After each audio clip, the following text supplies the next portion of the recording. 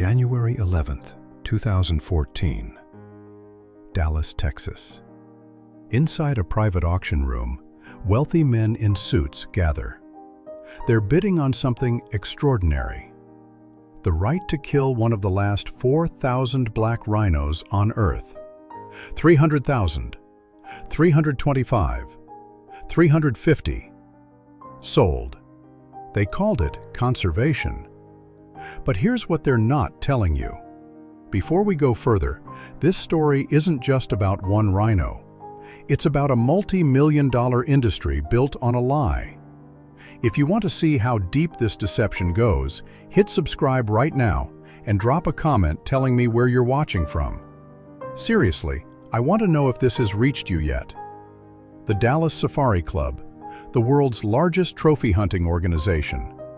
Every year they host conventions where hunters compete for awards. The Africa Big Five, the North American 29. They call it the Super Bowl ring of hunting. But January 2014 was different. They were auctioning something most people thought was impossible: a permit from the Namibian government to hunt an endangered black rhinoceros. The first time such a permit had ever been auctioned outside Africa. Animal rights activists protested outside. Death threats poured in. The FBI opened investigations. By the time bidding started, most serious bidders had backed out. Too afraid. Too much scrutiny. Except one man, Corey Knowlton, a 35-year-old hunting guide from Texas. Social media screenshots showing Knowlton's hunting photos. He'd hunted on almost every continent, over 120 species, co-hosted a hunting show on the Outdoor Channel, and on that Saturday night in January, he placed the winning bid, the quilled $50,000. His quick hours, his name leaked on social media. Quote, "You are a barbarian. I find you and I will kill you. I have friends who will have you in their sights." By the next week, Knowlton was hiding in a Las Vegas hotel room, surrounded by private security, talking to the FBI about threats to skin his children alive. "If I sound emotional," he told CNN, "it's because I have people threatening my kids." But the Dallas Safari Club had an answer for the outrage, a story they'd tell over and over. Quote, 100% of the proceeds will go to conserving rhinos in Namibia. Conservation. That was the magic word. The International Union for Conservation of Nature backed them. World Wildlife Fund expressed support. Save the Rhino said limited hunts could work. The science, they said, was simple. Target one old bull, past breeding age, aggressive, killing younger males. Remove him and the population grows. I think this could be the very best thing for the world to learn about sustainable use, Knowlton said. But there was a problem with that story. Multiple problems, actually. Report prepared for that same conservation organization, the IUCN, found something disturbing. 40% of big game hunting zones in Zambia, depleted. 72% in Tanzania, depleted. The big game had been hunted out of those areas. Lions declined from 450,000 in the 1940s to just 20,000 today. 50% in 30 years. Here's where it gets worse. Much worse. The trophy hunting industry commissioned a study. They claimed hunting contributes $426 million annually to 8 African countries. They claimed it created 53,000 jobs. Independent economists looked at those numbers. The real figure? Less than 132 million. They'd overstated it by 69%. Trophy hunting accounts for 0.03% of GDP in those 8 countries. Overall tourism? 2.8 to 5.1%. Trophy hunting is less than 1% of tourism spending. And those 53,000 jobs they claimed? Actual number? 7,500 to 15,500. 71% overstatement. But here's the number that should make you furious. Local communities? The people actually living with these animals. They receive 30 cents to $5.90 per capita per year. So where does the rest of the money go? That's the question Corey Knowlton should have asked, because what happened next would expose something much darker. May 2015, 18 months after the auction. Knowlton finally arrives in Namibia, quietly, with a CNN camera crew. He's carrying a 500 Nitro Express rifle. Government trackers guide him. The terrain is brutal. Dense brush, visibility down to 15 feet. For 3 days, they track. Northern Namibia first. Too dangerous. Can't identify the rhino properly. They move south. Day 5. Early morning, near a watering hole. The tracks are fresh. Then, 50 feet ahead, a massive flash of gray leaps over the bushes. The rhino. Nearly 3,000 pounds, long pointed horn. Knowlton spots a gash in the ear, the crucial identifying mark. This rhino is on the approved list. The rhino charges. It's over. One of the last 4,000 black rhinos on Earth, dead. Anytime you take an animal's life, it's an emotional thing, Knowlton says. The next morning, Knowlton and guides spend hours field dressing the carcass, cutting through 2-inch thick hide. More than 500 pounds of meat. They drive to a small village in northern Namibia. No running water, no electricity. Homes made of mud and thatch. The villagers celebrate. They'll eat this meat for weeks. Sam, the village headman, receives it on behalf of his community. This is one of the biggest parts, Knowlton says, because meat is very important to survival out here. This is the moment the industry wants you to see. This single moment. But what happened next tells a different story. Knowlton kept the horns, the entire hide, to ship back to Texas for taxidermy. But in August 2015, 3 months after the hunt, something changed. Cecil the lion, Zimbabwe. An American dentist killed a beloved research lion. Global outrage. Delta Airlines announced a ban. Effective immediately, Delta will officially ban shipment of all lion, leopard, elephant, rhinoceros, and buffalo trophies worldwide. American Airlines followed. Knowlton's trophy? Stuck in southern Africa. October 2015.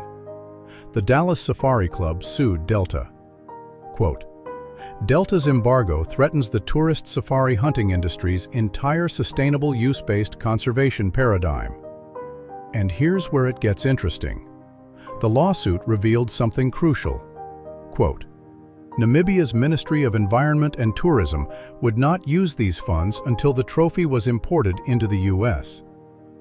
Wait, the $350,000? Supposedly for immediate conservation? It was being held until the American got his trophy home. Well, this is where the story gets darker, and I need you to stay with me here. If you're shocked by what you're learning, let me know in the comments. And if you haven't subscribed yet, do it now, because what comes next exposes the entire system. Because Knowlton's hunt, that was just one permit, one rhino, one man. What's happening across Africa is something else entirely. Zimbabwe, Tanzania, Zambia. According to Transparency International, some of the most corrupt countries in the world. Here's how the system really works. Hunting quotas? Peddled by those who know how to play the political game. Records? Inaccurate. Not transparent. Insufficient government oversight. Types of corruption include bribery, rent-seeking, patronage, local elite capture. embezzlement, collusion, fraud. Licenses are systematically faked, issued for bribes in excess of quotas. Rangers? Underfunded, under-equipped, susceptible to corruption. Grace Mugabe, former First Lady of Zimbabwe, accused of forcibly displacing local communities for private hunting preserves. And remember those community benefits? In Namibia, government officials confirmed. Communities receive about 12.5% of trophy hunting fees. For a lion hunt worth $80,000, the community gets $10,000. For a so-called problem animal, 1%. The rest? Professional hunting operators, government officials, foreign companies. One leaked audit showed a professional hunter making $300,000 to $1.6 million over 5 years. Payment to community trust? $100,000. And this is called conservation. July 2015. Hwange National Park, Zimbabwe. Cecil the lion, 13 years old. Research collared. Beloved. Walter Palmer, Minnesota dentist.